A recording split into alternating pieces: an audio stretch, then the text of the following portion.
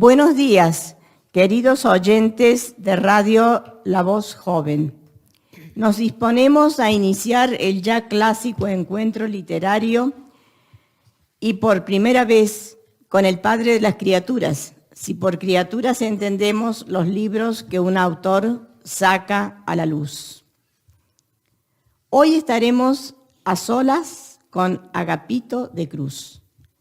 Este escritor amigo incursiona en la lírica, en la narrativa costumbrista, en la crítica social y política. Bueno, que no se deja nada por decir. Buenos días, Agapito de Cruz.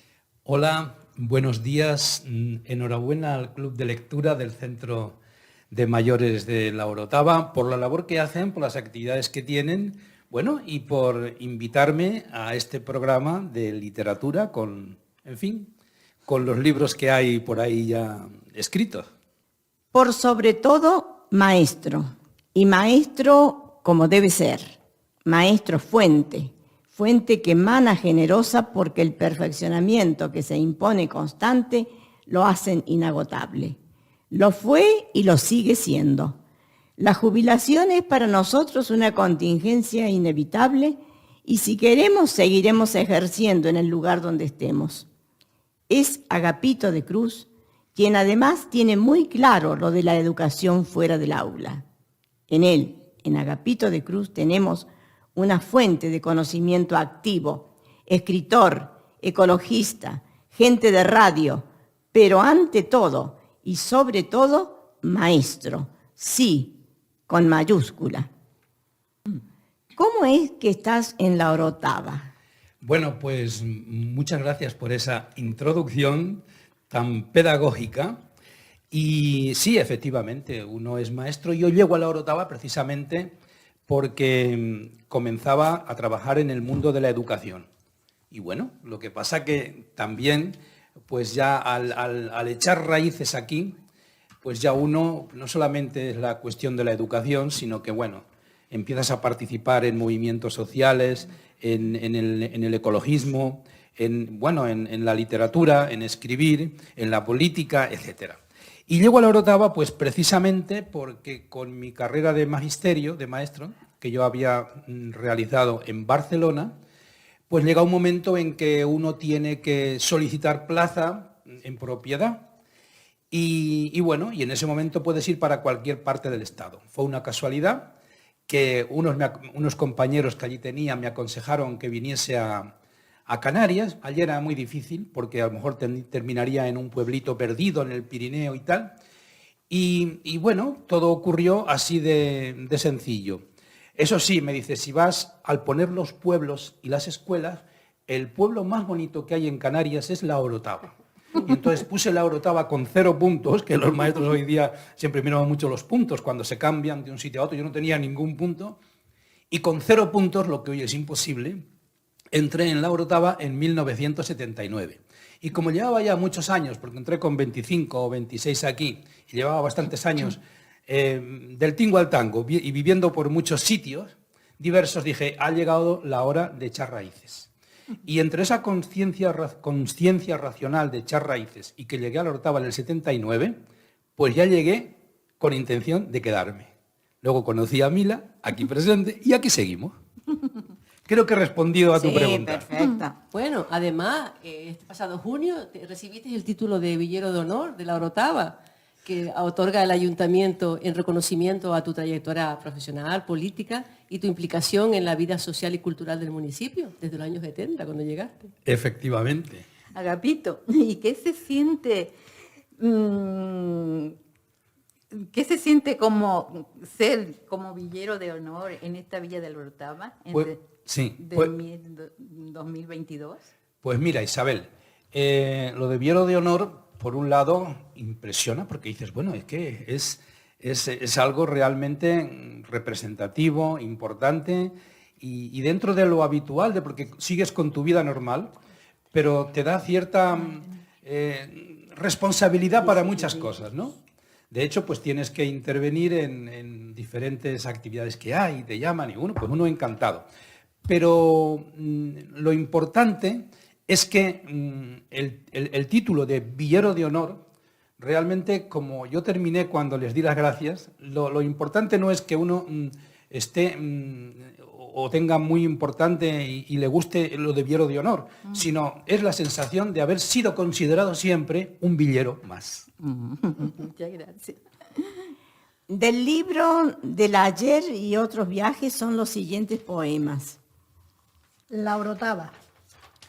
Yo no sé de patrias ni de odios, sé de ti, de tus labios, de tus manos, de la sombra de tu teide, de las alfombras de tu valle y del temor de tu gente. Lleva tu acento la isa y la folía.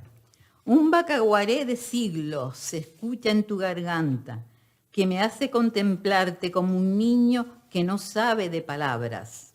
Y es así. Yo no sé de acentos ni de palabras, pero sé de ti. Sé de tu piel y de tu cuerpo, de tu cantar de romería y de tu sangre guanche, portuguesa y castellana. Ya verás, algún día levantaremos nuestro hogar en la playa más lejana, donde estemos a solas con el mar y las arenas, y nos den los buenos días, caracolas, gaviotas y palmeras. De corazón a corazón. De corazón a corazón te mando mi canción. Llévasela a otro y canta, y que los pueblos canten. De corazón a corazón te mando mi amor desnudo. Llévaselo a otro y llama, y que los pueblos se amen. De corazón a corazón te mando mi plegaria desgarrada. Tómala en tu mano y grita el grito esperanzado de la Navidad. De corazón a corazón y que los pueblos se amen. Que estalle la paz sobre la tierra entera, mano a mano con esas manos nuestras, con el deseo y la mirada en las estrellas. Pero a caballo del viento y de la noche, el concierto del otoño y la nevada preguntaban. De corazón a corazón y que los pueblos se amen. Mira, en tu silencio la guerra va dormida. No despiertes su sueño de siglos y de sangre.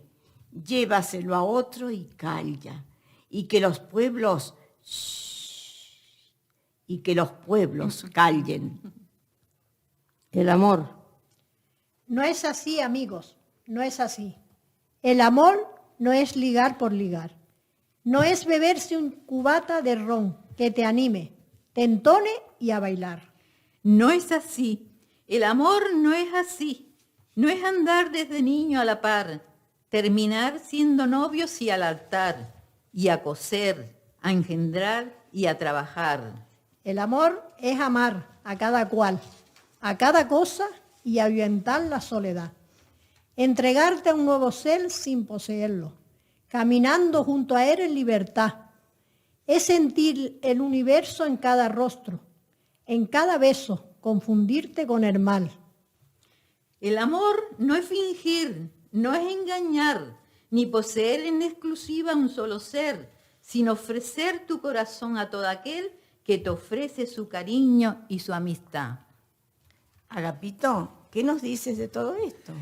Bueno, pues me estaban emocionando y recordando la época en que escribí estos versos, porque este libro, aunque lo publico en 2013, como a la mitad de los que llevo publicados, y que lo publico precisamente a raíz del cumpleaños de Mila, ¿no? Y se lo dedico a ella. Este libro está dedicado a Mila. Pues en realidad son poemas de juventud. Es decir, cuando lo publico no acababa de escribir yo estos versos, sino que era de muchísimo antes, ¿no? Lo que pasa que dije, bueno, ha llegado el momento de estas cosas que tienes ahí en la gaveta, publicarlas. Y publico, como pone muy bien en la contraportada del libro, del ayer y otros viajes, es un recorrido por el amor, la libertad y los paisajes entrañables de algunos de mis espacios vitales, ¿no? Para terminar con un viaje que yo llamo hacia el oeste, como hacia el futuro, ¿no? Que no es sino una crítica a la cultura establecida, la última parte del libro. Pero como su título indica, pues son poemas, eso, del ayer, cuando la edad de la inocencia, y que con el pasar de los años quedaron perdidos en ese desván de la memoria entre la implacable realidad del futuro.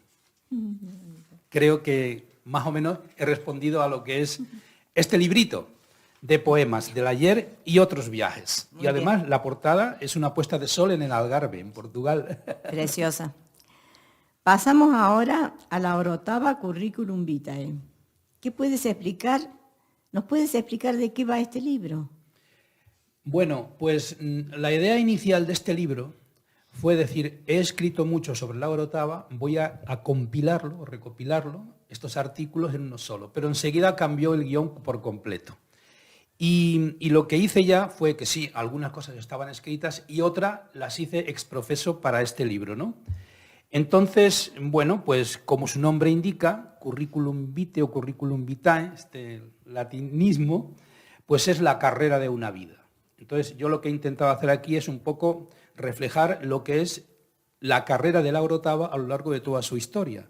Y entonces, bueno, se comienza como bajando del Teide hasta lo que es la población, definiendo o describiendo la naturaleza para llegar a la villa, sus calles, su arte, su arquitectura, y luego pues meterme dentro de la villa, en sus personajes. Hay entrevistas por ahí muy, muy interesantes, hablar de la religión, hablar de la sociedad orotavense, hablar de las costumbres, y en resumen, pues bueno, pues viene a ser eso, es decir, como la carrera de una vida. Y qué mejor que la orotava, que está la calle de la Carrera, que es su arteria principal.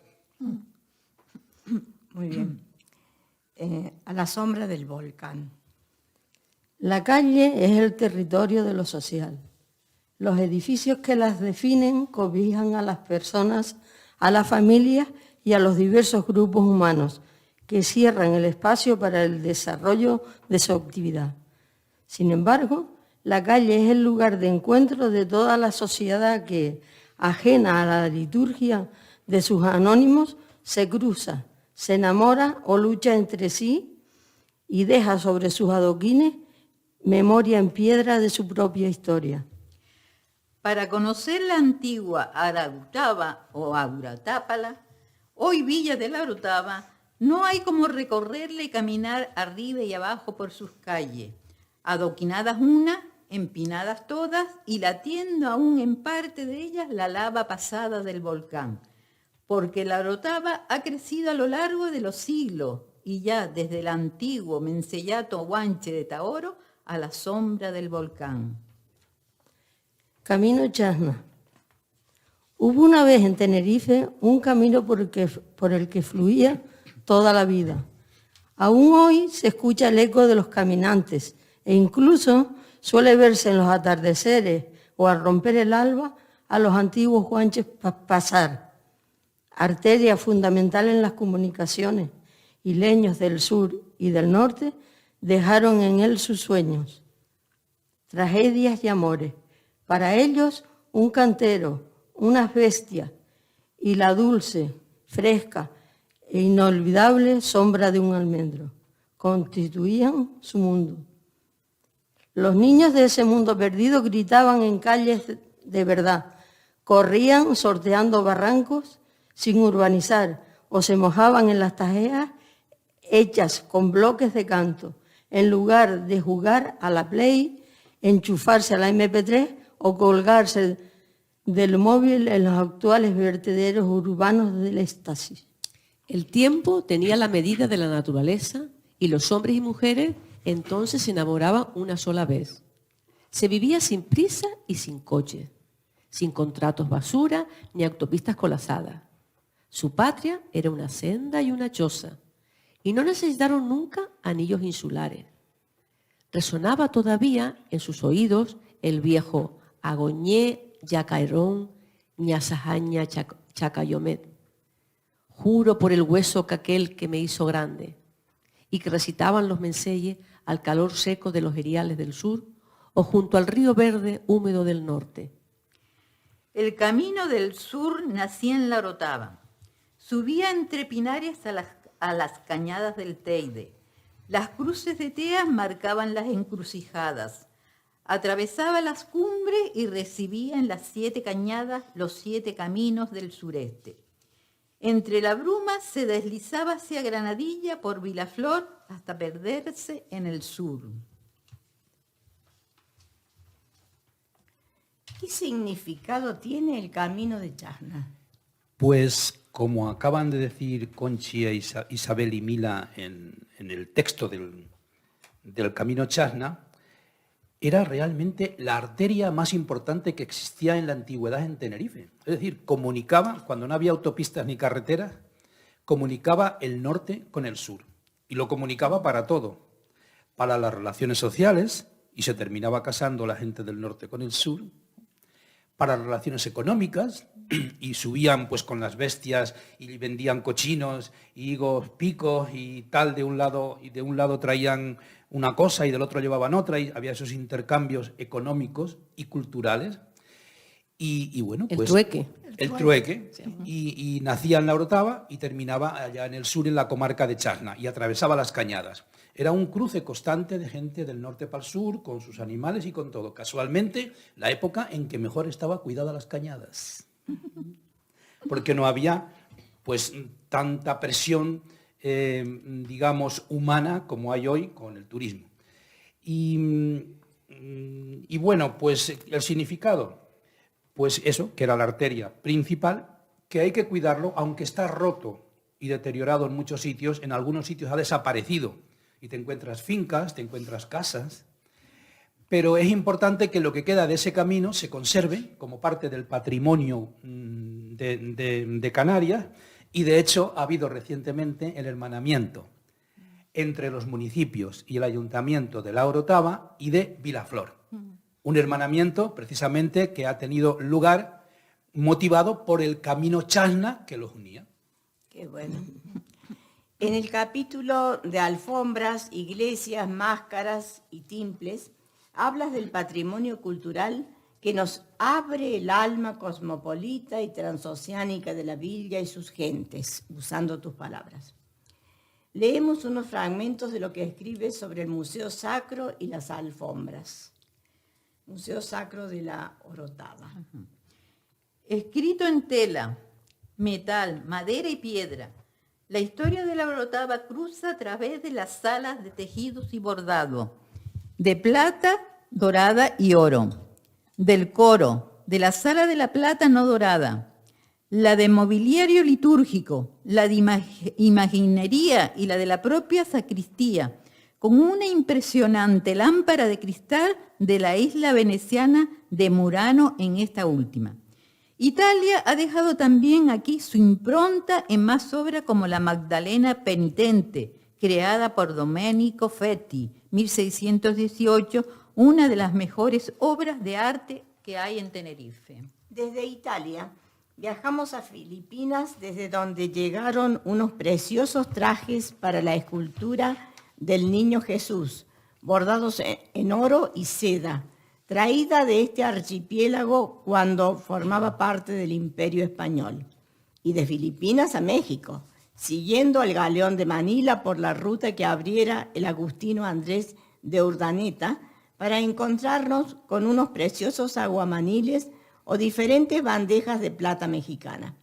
Portugal aporta una pieza única de finales del siglo XV en estilo manuelino. Se trata de la custodia y es de oro, perlas, topacio y oro blanco. De Cuba son las maravillosas lámparas de cristal de roca del siglo XVII y de Barcelona un conjunto de flores de bronce. Hay un guadalmesí, una tela de arte árabe de 500 años de antigüedad traída directamente de Granada. Las alfombras de la Orotava.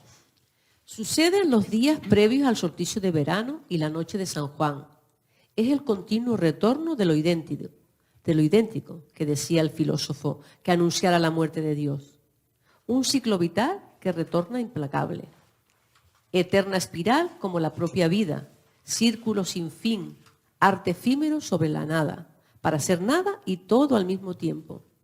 La imaginaria popular amasa en un mismo rito religiosidad, misticismo, turismo, leyendas patrias y alcurnias perdidas, donde se unen el bien y el mal de la historia una y otra vez.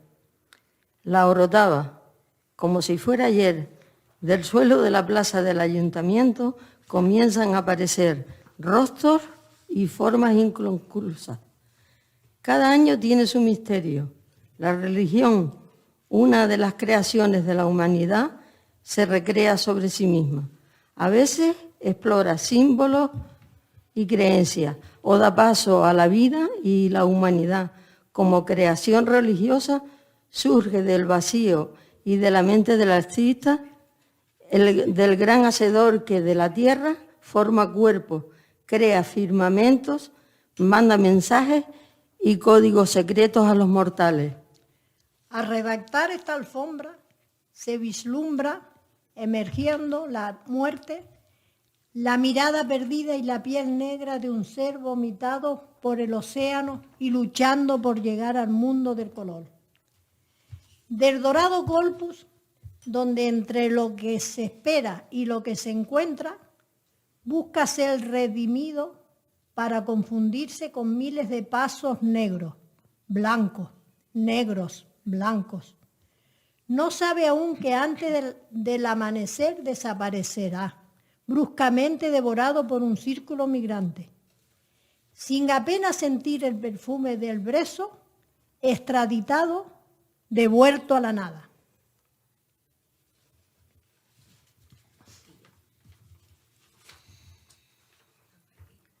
La maravilla empieza en el Farrobo, donde el alma de sus gentes, hecha de alfombras, viste del color de la convivencia vecinal y las relaciones humanas las calles en el Corpus de San Juan.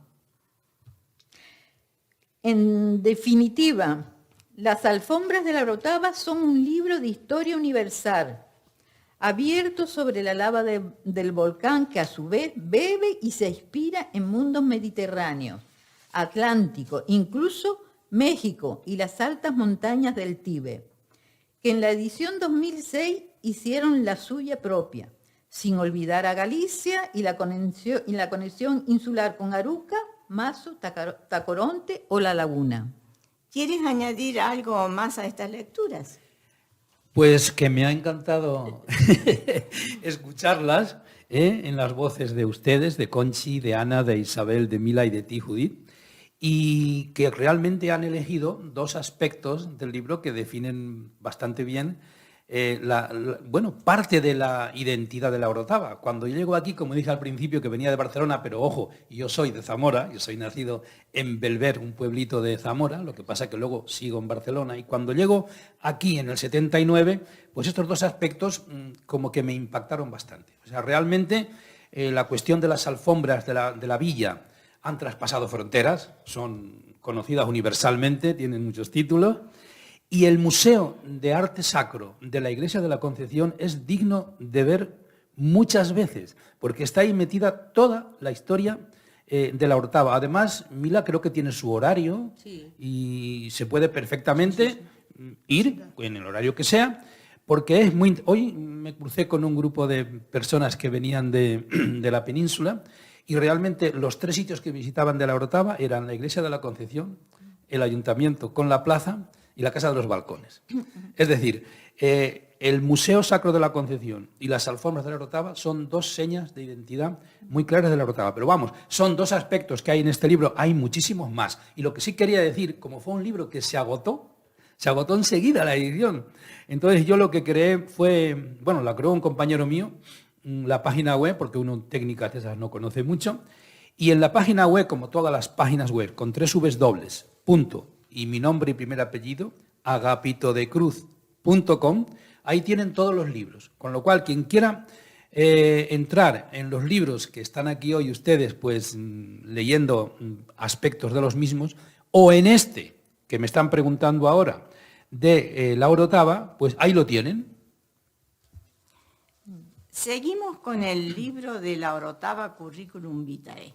Y es que tiene tanta riqueza tu libro que merece la pena que tú lo cierres con un comentario que se te haya quedado en el tintero.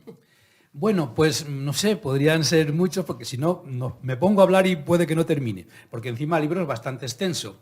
Pero yo quisiera terminarlo con unas pequeñas frases que dedica al libro el que hace el prólogo, el prologuista.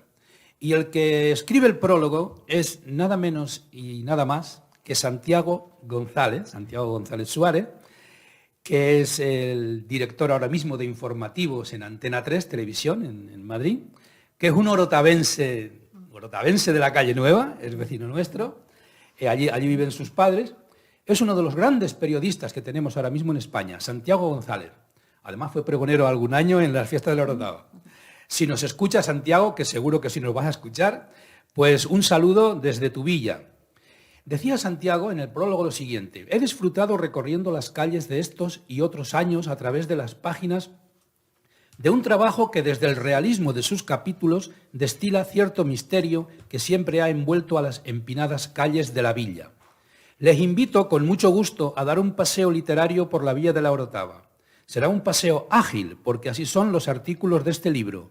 Un subir y bajar constante por las calles de San Francisco, La Carrera, Los Tostones.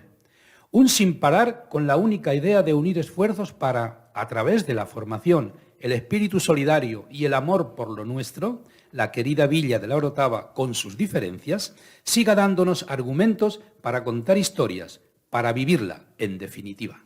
Santiago González. Muy bien, muy bien. Otro de tus libros es Cubas. ¿Quieres explicarnos lo del título? Porque que hay más de una Cuba. Sí, tenía aquí un papelito que se publicó con el libro, pero creo que lo mejor... Cuba es una palabra aborigen, taína, que significa isla, porque uno Cuba y fa la Cuba de la barrica de vino, ¿no?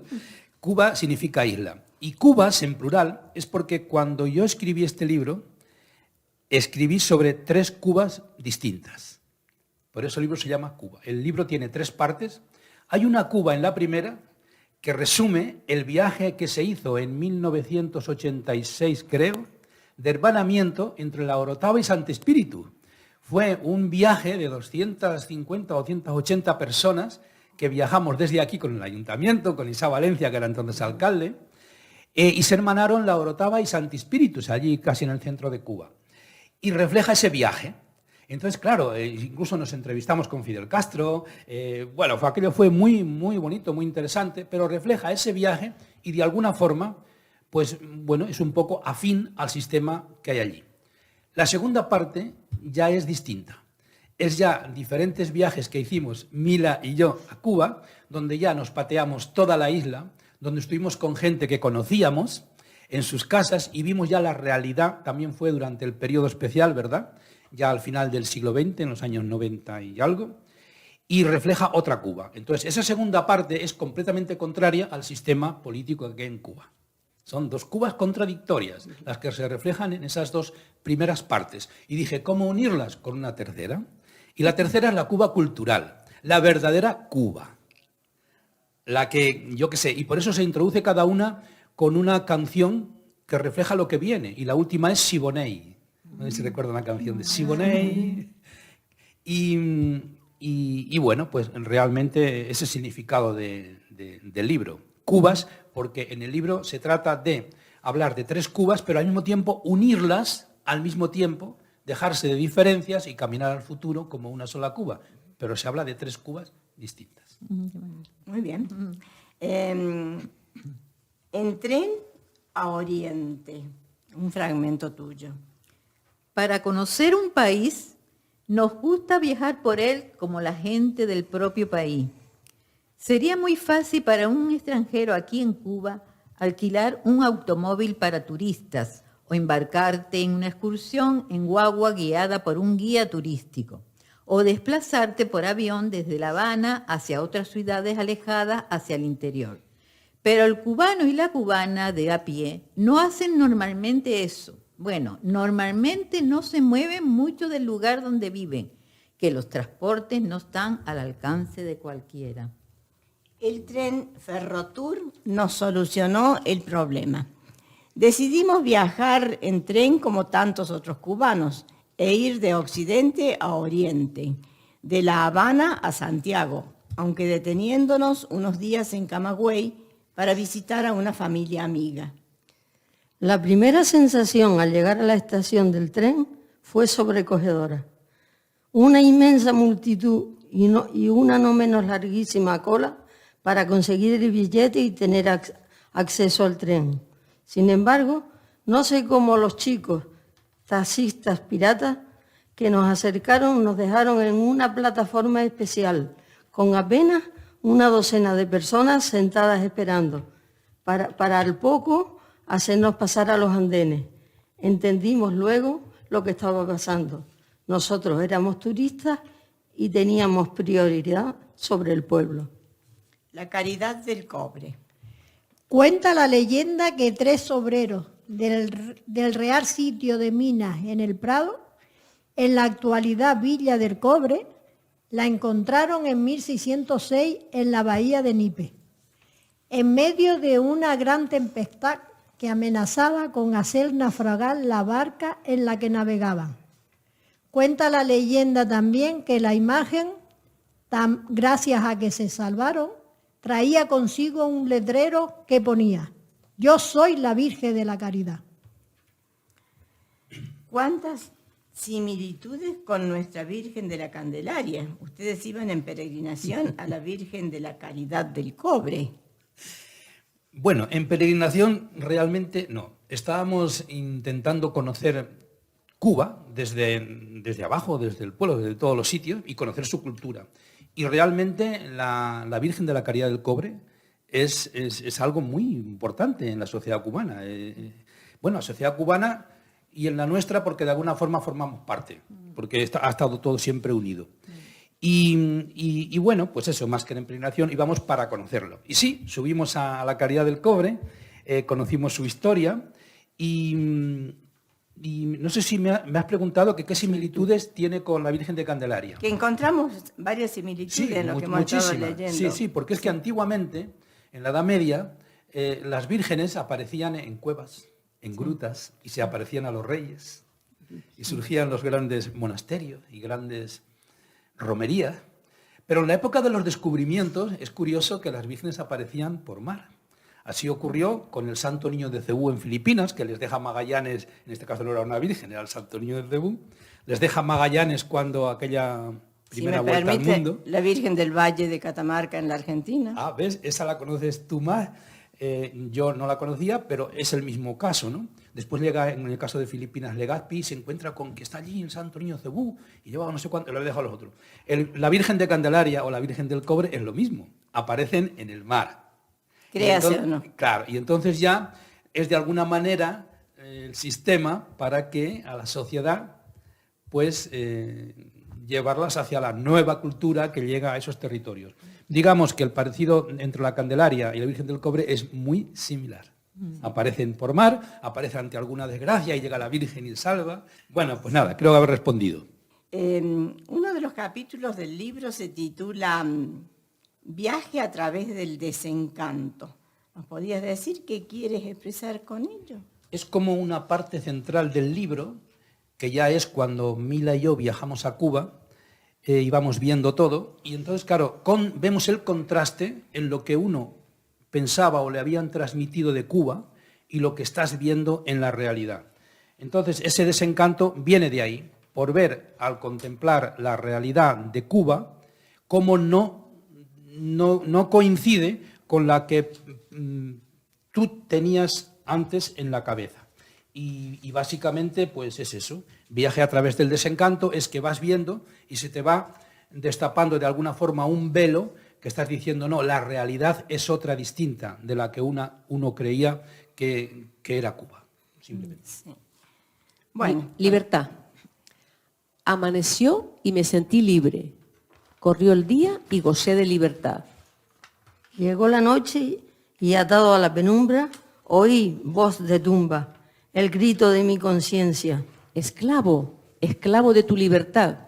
Miré a la tierra, a la dulce tierra amarga, y vi esclavos por la raza y el trabajo. Y máquinas vivientes y sociedades hipócritas, con un montón de dioses a la espalda. Y canté a esta hermosa tierra que pisamos, y grité, y el grito, libertad, quedó como apagado entre mis labios. Otro de tus libros, Entre los Médanos. Leo la contraportada. Entre los Médanos recoge artículos publicados que van desde la crítica social, la religión o la ecología, hasta la política, la educación y el costumbrismo. ¿Por qué ese título, Agapito? porque esos artículos, bueno, en primer lugar, este libro es el primero. Es el primero que escribo, creo que no sé si fue en el 99 o al llegar al 2000, por ahí. Es el primero de todos y es el que ya inicio yo un poco pues, a escribir así en plan formato libro. Y lo que hago es recoger todos los artículos periodísticos que ya había escrito en los periódicos de Tenerife, principalmente El Día y La Jornada, también Diario de Avisos, pero era más El Día y La Jornada. Y bueno, y en más sitios, y en revistas. Entonces, eran artículos que yo escribía cuando estaba tranquilo y disfrutando de la paz y tranquilidad de la playa de La Tejita entre los médanos que la rodean en el médano. Médano es una duna, que cuando llegan las dunas a la costa, al mar, se solidifican, crecen unas plantas sobre la duna y se quedan fijas. Entonces, esas dunas se las llama médanos. Como yo me ponía a tomar el sol allí, sobre la toalla, y empezaba a escribir, pues escribía muchos artículos de estos allí. Y por eso dije, el mejor título donde los escribía, ¿dónde? Entre los médanos. Lo que pasa es que el libro, cuando lo abres, aparece efectivamente una foto, una imagen de la playa de La Tejita y de los médanos. Pero se cierra con otra de El Rincón de la Orotava, porque los artículos estaban escritos en lo que uno vivía entonces, es decir, entre el sur y el norte, entre la problemática que había en la Orotava y las cuestiones del sur, y la vida profesional de uno, que era la educación. Muy bien explicado. Bueno, Masca. Masca, sentarse a ver la sombra. Masca, sentarse a ver llegar la sombra. Caminar lentamente por una vereda para hacer no sé qué y no importa dónde. Escuchando el tintineo lejano de las cabras que recorren el lugar.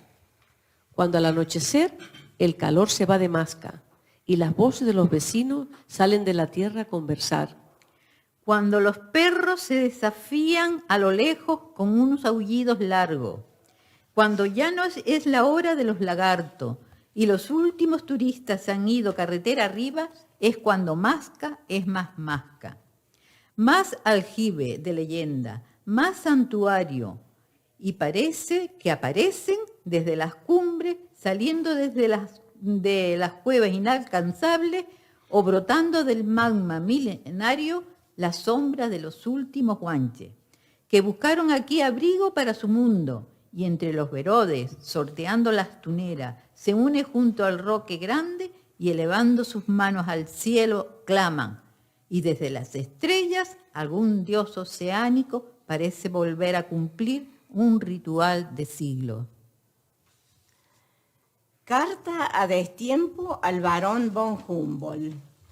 Barón Alexander von Humboldt, junio de 1984.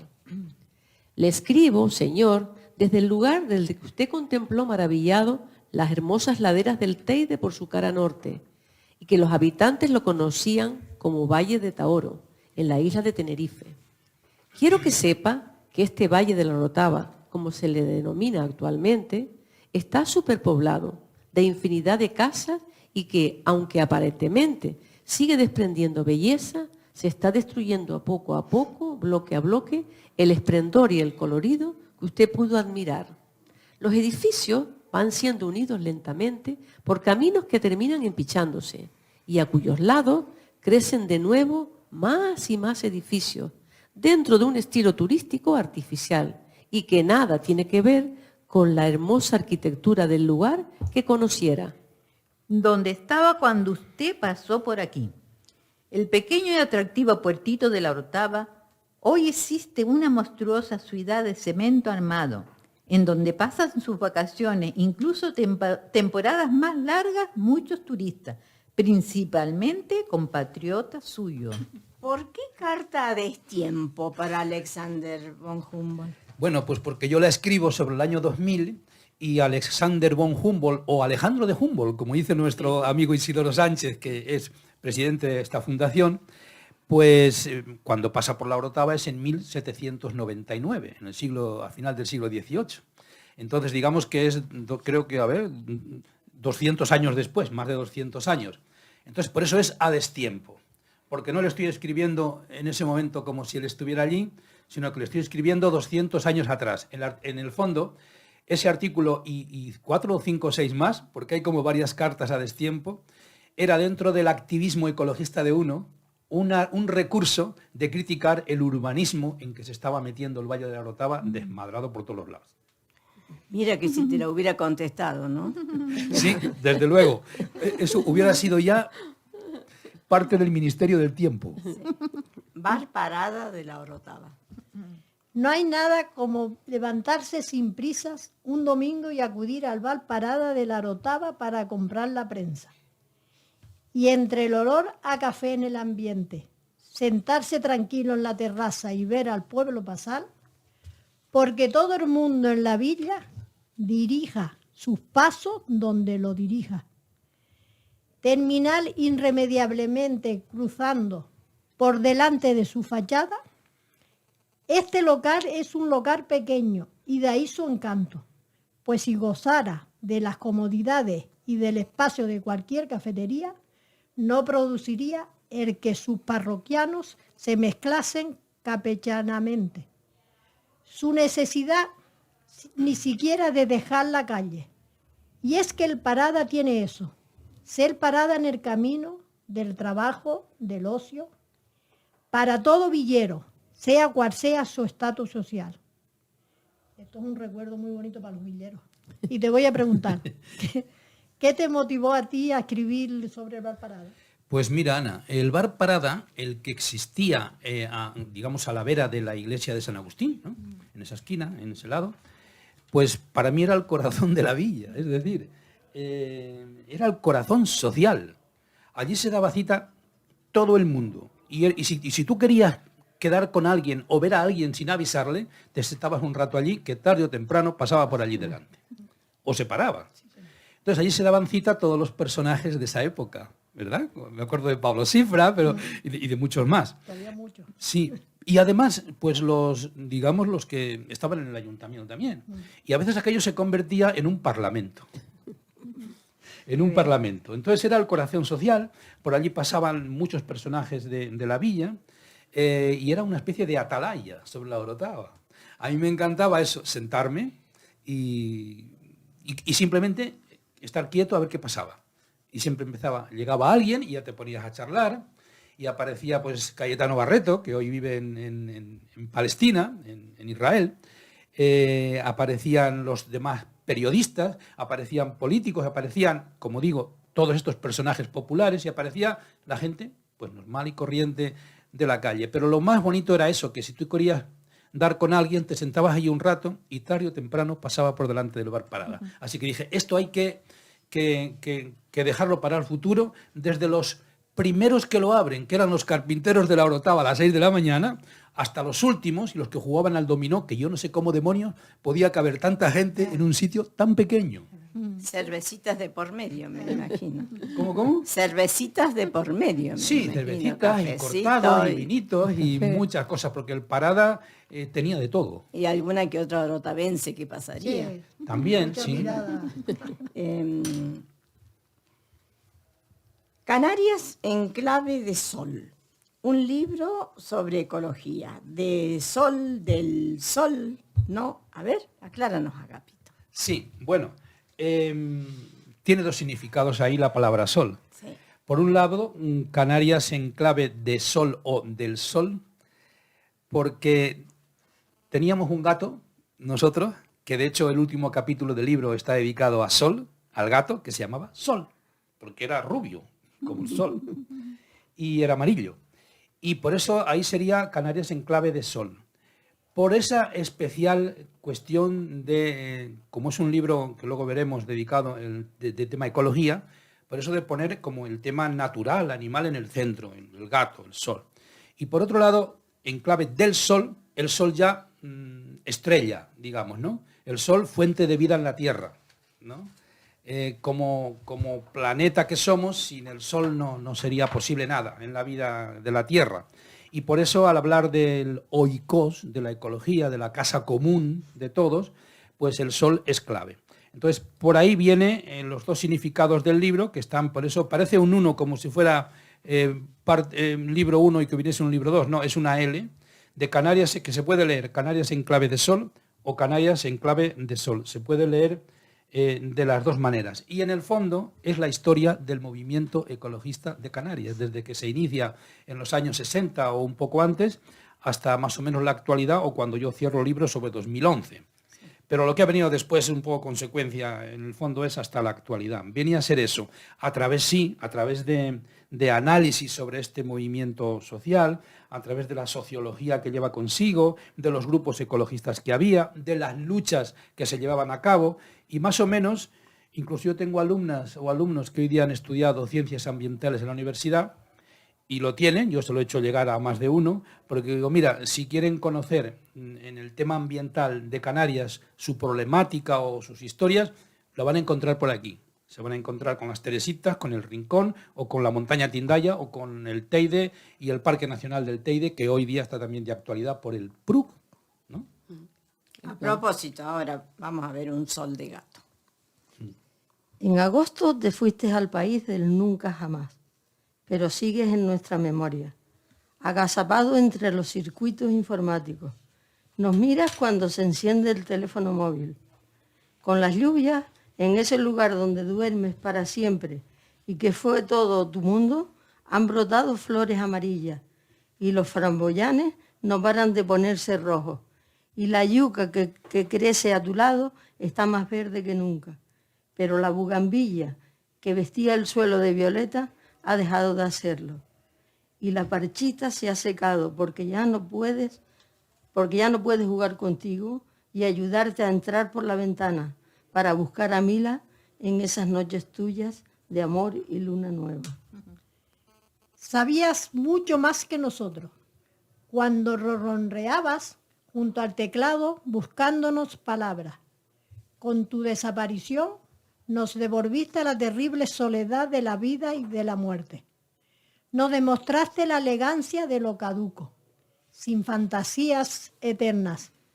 Nos encontraste y te fuiste de nosotros como algo natural, sin apavimiento ni esperanza, cumpliendo tu ciclo, que lo demás es cosa de personas. La vida como eternidad que escribía Blas de Otero. Teno. Sí, perdona, un sol de gato, porque este es el artículo que hablábamos que cerraba el libro, y está dedicado a Sol, el gato nuestro, que lo han leído también Conchi y Ana.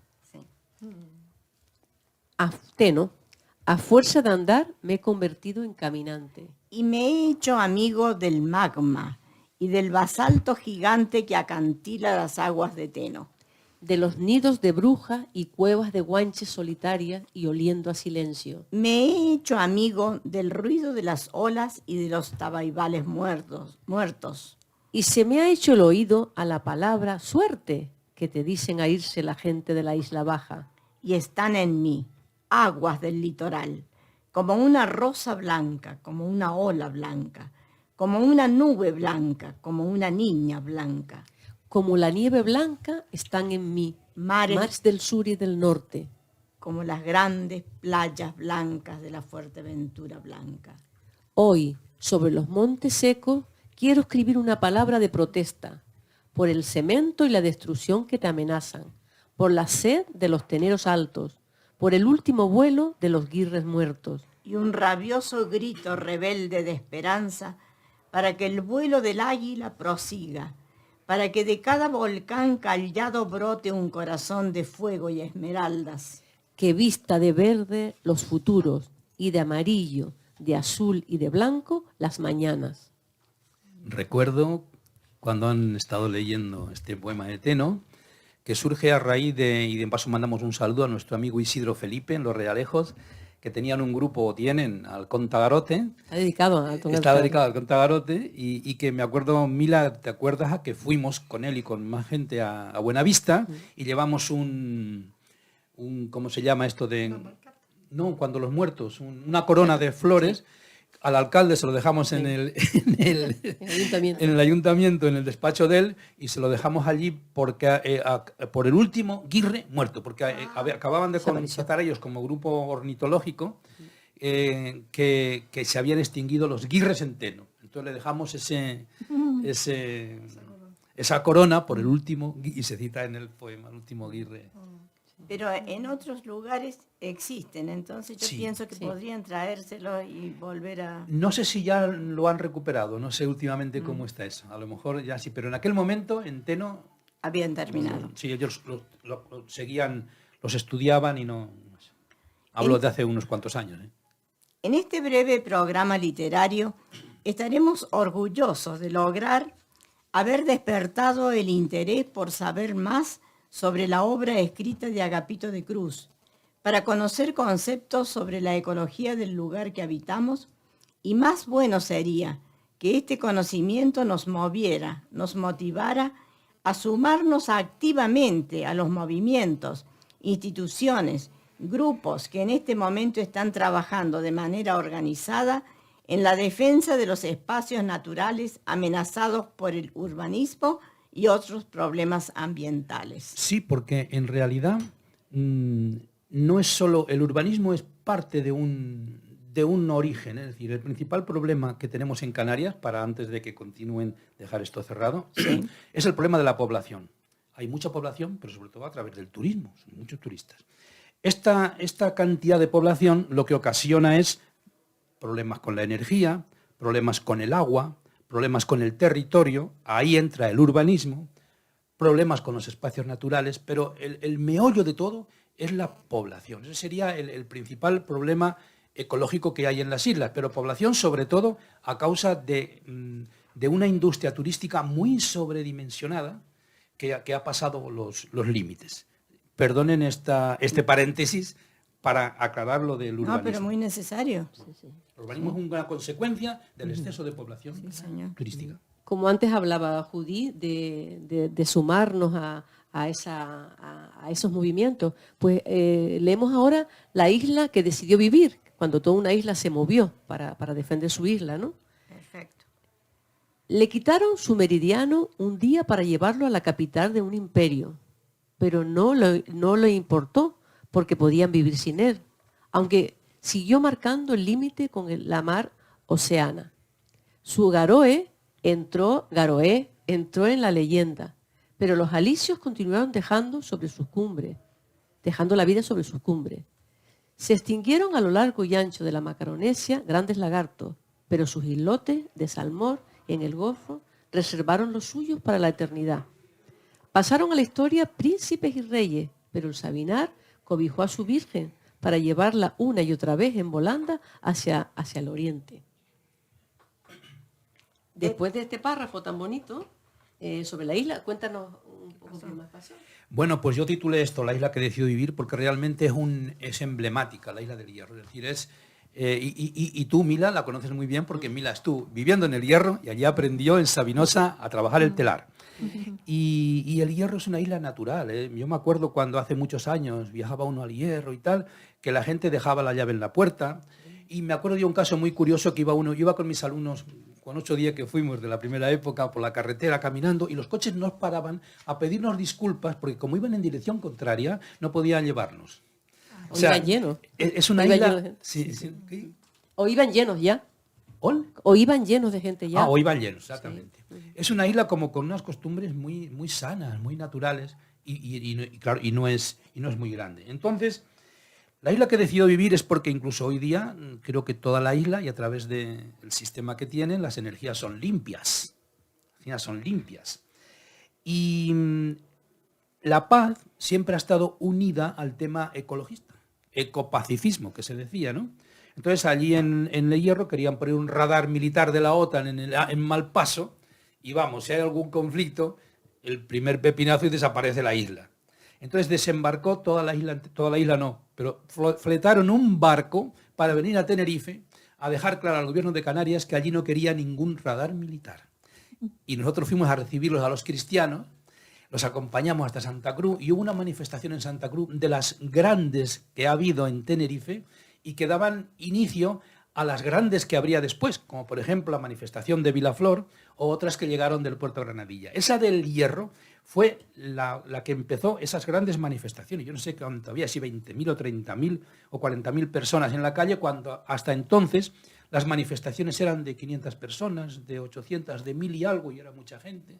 Y de repente vienen los del Hierro desembarcan, se vienen por toda la autopista del sur hasta Santa Cruz y se monta una manifestación tremenda por la paz y para que no hicieran el radar en Malpaso, lo cual se consiguió. No se hizo, pero tú, Mila, también puedes hablar de esa manifestación porque estaba ahí. Sí, sí, sí. No, y que se fue uniendo un montón de gente. O sea, la gente se fue uniendo en la caravana que venía del sur, se fue uniendo coches, nosotros nos unimos, Claro. se fueron uniendo gente. Y luego en Santa Cruz se fue uniendo mucha gente porque todo el mundo estaba con eso, estaba en aquel momento el tema de la paz ahí. Y la gente de Tenerife se unió a la del Hierro, los arropó y se creó una manifestación tremenda. Lo importante que sirven de antecedente, porque hay tantos movimientos que quedan en la nada, con desplazamientos y todo, y eso es un antecedente Sí. para tenerlo en cuenta. Y de que se consiga el objetivo. Que se Y consigue, que claro, se es un consigue. antecedente de algo que se consiguió y que la movilización del pueblo, el pueblo unido jamás será vencido. Exacto, y luego el Hierro nos dio la sorpresa no, sino de que en el tema energético, que es uno de los principales problemas en Canarias, ecológicos, pues a raíz del sistema que tienen ¿cómo se llama? Sí, para Sí, es una mezcla de energía es hidráulica. hidráulica con luego solar. Solar. Y bueno, y el abastecimiento que tienes es de energías limpias, o sea, la isla. A ver si pues las demás islas pues cogen Ejemplo, recorte. Ejemplo, claro, de eso. Ejemplo. Playa de los Caminantes. Hay una playa en Tenerife que los mapas nombran como Diego Hernández, aunque la gente la apropian para sí como La Caleta. Por su proximidad al pueblo del mismo nombre en el sur de la isla. También la podríamos llamar, apoyándonos en las personas que la frecuentan, Playa de los Caminantes, paraíso de las últimas gaviotas. La Caleta era el refugio de los herederos de aquel lejano y mítico 68, de quienes a caballo de la artesanía y de los ritos de la naturaleza perdidos buscaban una respuesta a sus vidas bajo el sol y entre las tabaibas. Era fácil oler la libertad en La Caleta y encontrarte lejos del consumismo de los grandes núcleos turísticos, con personas que vivían del momento, del instante, que no vividores, cuyo modelo de existencia no se estructuraba con los esquemas caducos de la burguesía urbana. Por allí aparecían pacifistas, feministas, ecologistas, personas que te hablaban de su historia y de otras siempre distintas.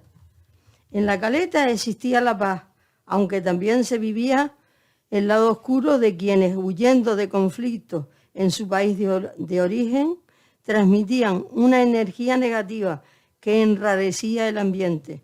Por las noches, las pardelas se adueñaban con sus rezos monocordes de cuantos disfrutábamos de la soledad y de las estrellas, y los acantilados aparecían embrujados con sus cuevas, mitad roca, mitad cañas.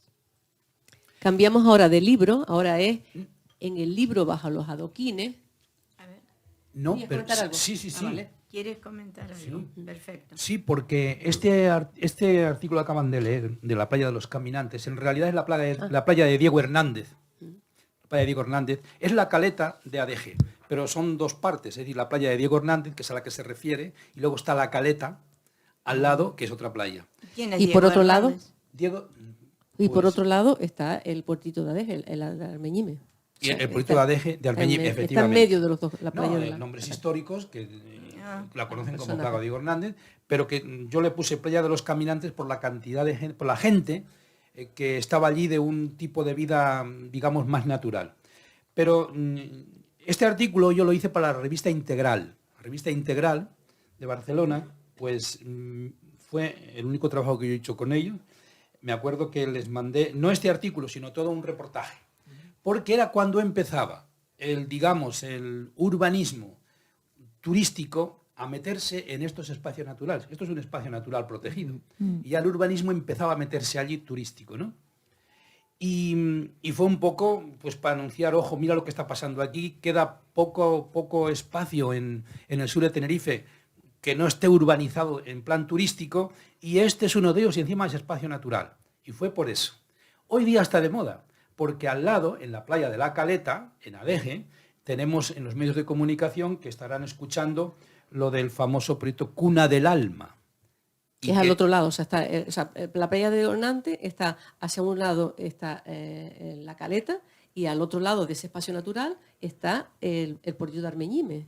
Claro, Y ahí, en ese puertito... Sí, de lo poco que quedaba por urbanizar en la costa sur De Adeje. de Adeje. Y a por ello van, es una empresa creo que belga, y las instituciones, bueno, pues están ahí con esas empresas. Creo que es descomunal aquello, y hay allí gente constantemente acampada intentando evitarlo, intentando decir, esto es un espacio natural protegido, aquí hay especies que según la Unión Europea están protegidas, no pueden hacer esto.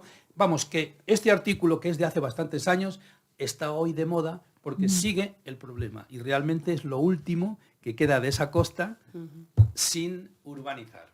Nada más, perdona, y sigue. Nada, pues decíamos que... en el libro Bajo los adoquines, la vegetación imparable crece entre las cambadas aristas de los viejos y transitados adoquines de nuestras calles. Así también la sociedad y sus instituciones parecen olvidar que bajo de las verdades inmutables habita un volcán dormido dispuesto a renovar la vida. Es más o menos lo que dice en la contraportada de tu libro, Bajo los adoquines. Si te parece bien, leemos antes un fragmento del prólogo. Decían los revolucionarios del mayo del 68 en París que bajo los adoquines estaba la playa. Significaban, además del descanso tras la lucha, la ilusión por un mundo nuevo y la ruptura con el anterior, con la burocracia y el poder que acababa con la vida y la libertad de las personas. El siglo XX, que se había rebelado contra los paradigmas vitales de siglos pasados, así como contra la cultura alienante y la sociedad del espectáculo propias de su tiempo, terminó certificando al final el fracaso de todos los movimientos y la rebeldía buscó entre los rescoldos nuevos horizontes. Por eso el título, Bajo los adoquines está la playa. Y en el caso de Canarias, bajo los adoquines, lo que está o lo que habita es un volcán dormido, dispuesto siempre a renovar la vida. Entonces, es la imagen entre lo físico, lo natural y digamos, las instituciones, los proyectos de la humanidad, de la sociedad, ¿no?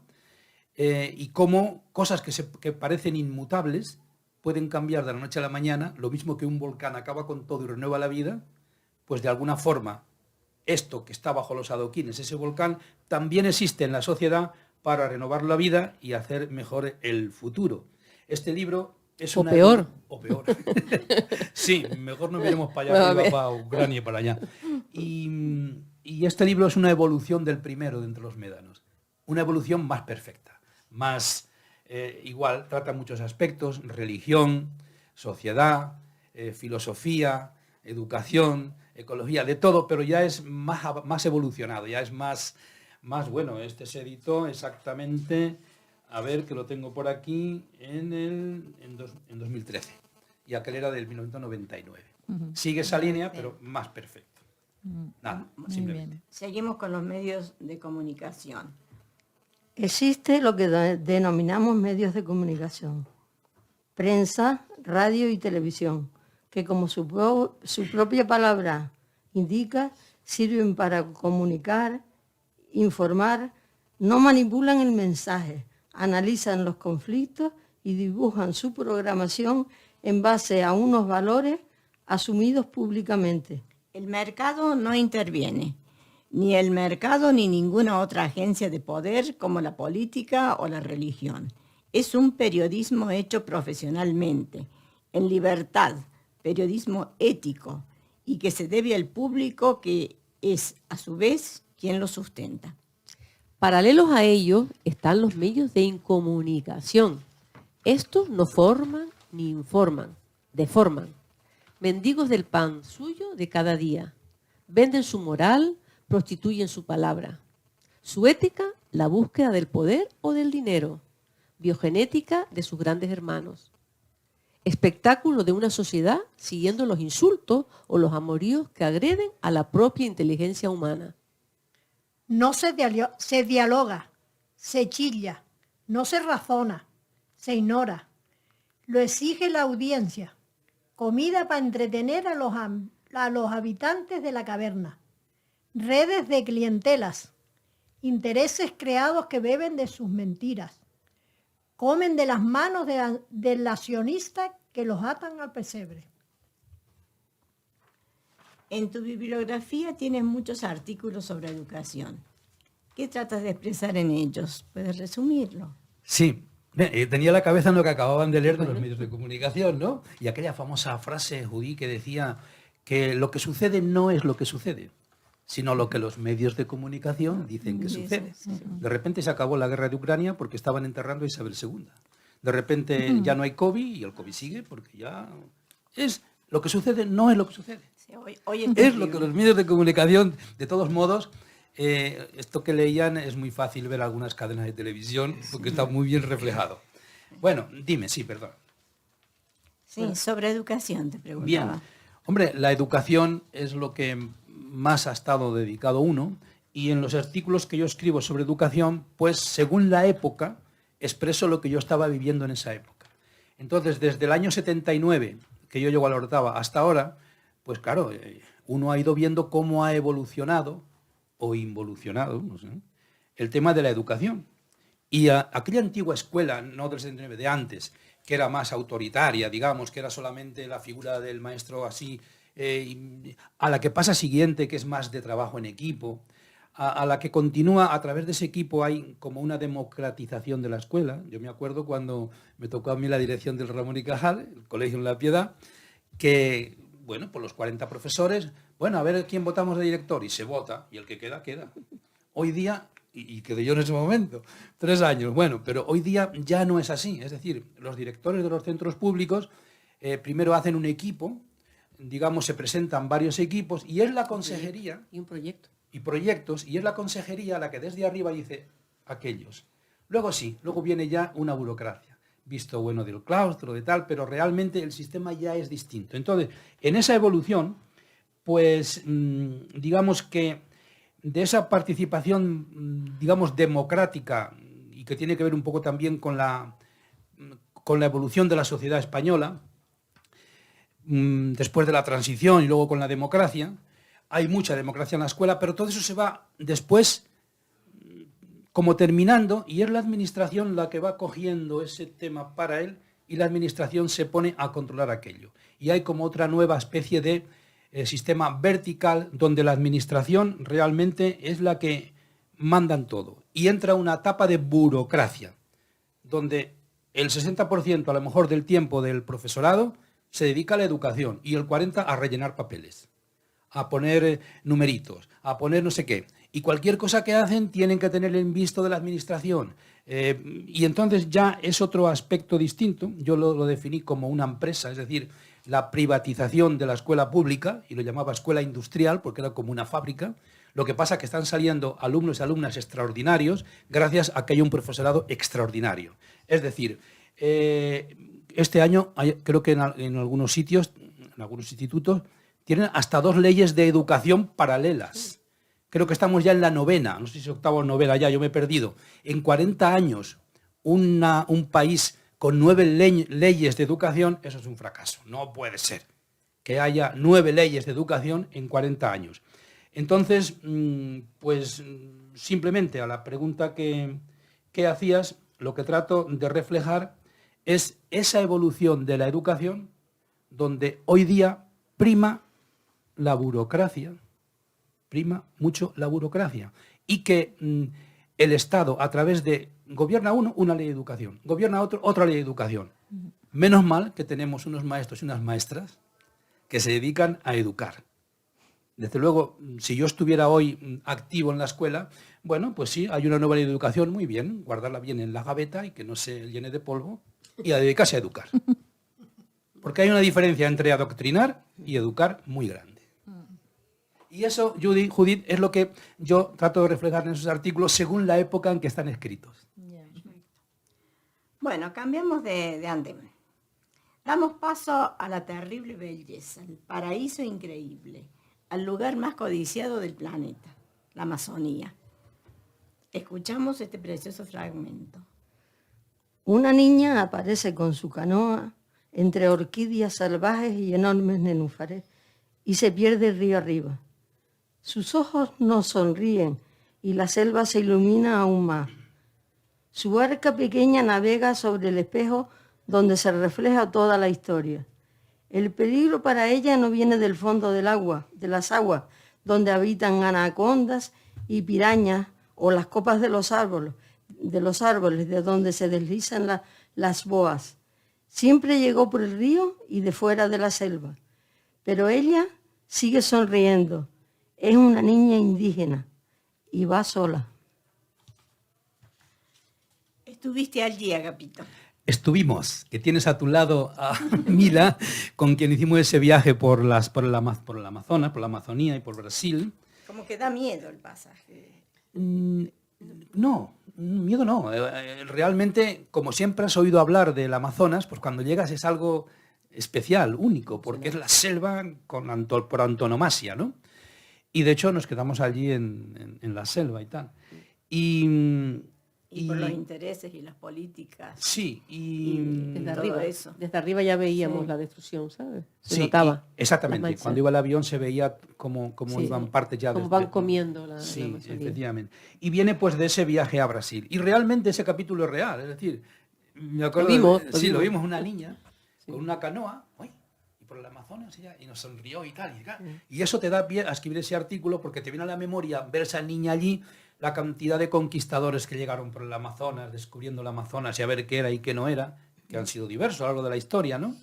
Y toda la historia que ha tenido el Amazonas a nivel natural, por la deforestación ahora, y a nivel, digamos, histórico y social. Y ahora el principal problema que hay, es decir, es el pulmón del planeta y la están, pues, las diferentes compañías madereras arrasando. Y creo que hay, creo no, está comprobado, unas 40 tribus que todavía no conocen al hombre blanco, eso del hombre blanco entre comillas, ¿no?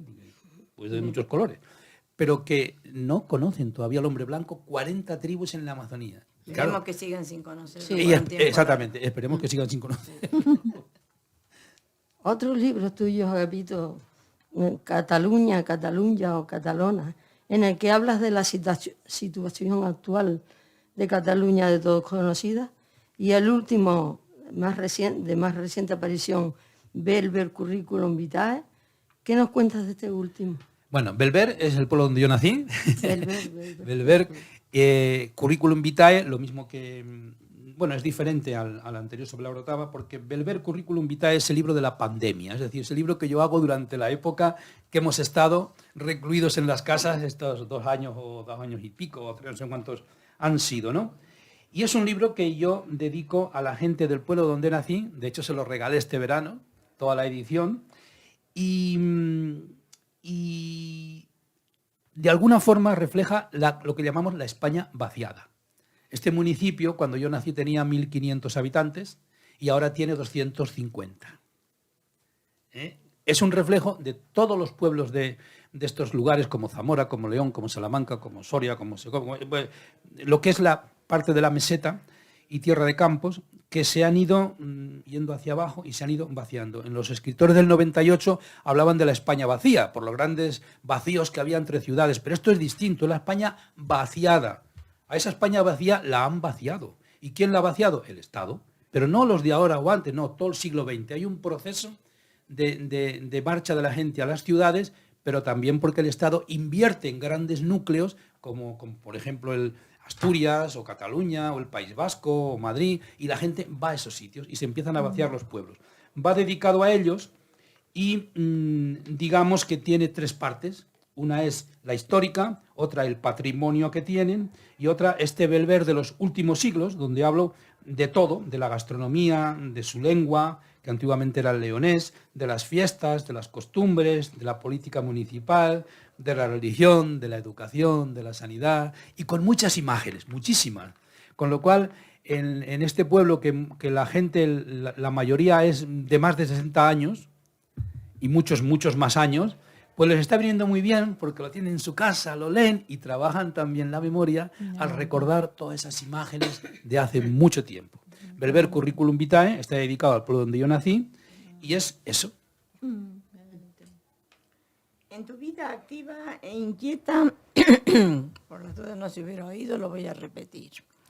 En tu vida activa e inquieta todo es importante porque pones el alma en todo lo que haces. Sin embargo, siento que la actividad radial te apasiona y lo entiendo porque es excelente y muy asequible vehículo de cultura.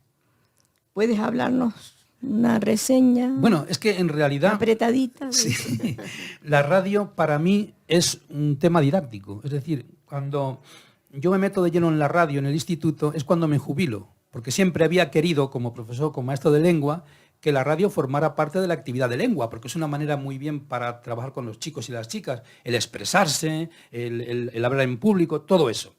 Y también para estudiar y hacer programas. Y entonces cuando organizamos Radio Kiosco en el Díaz La Orotava Manuel González Pérez es cuando yo me jubilo. Entonces la idea mía de la radio era didáctica. Claro, venía de antes, porque ya Mila y yo estuvimos en Radio Pimienta, una radio la radio comunitaria que hay en La Orotava, cuando se fundó, y estuvimos como 2 años, así me parece, ¿no? Teníamos nuestros programas allí y ahí también le coges el gustillo a la radio. Y anteriormente, bueno, pues ibas, pero periódicamente, a algunos programas de la cadena SER en el norte o en el sur, tertulias y cosas, pero realmente, por hacer esa reseña, el interés mío es didáctico. Y de hecho, después de Radio Kiosco, ha surgido Radio La Voz Joven, por los mismos protagonistas que estábamos allí, y estamos animando a diferentes radios escolares de La Orotava y del Valle a que hagan la suya propia. Y hay ya colegios que la tienen, como Ramón y Cajal, como el IES La Vera, como la Concepción. Depende de... El Ramón y Cajal está muy activa, otros menos, pero ahí estamos empujándolos y ayudándolos. Bien. ¿Qué nuevos proyectos tienes en mente?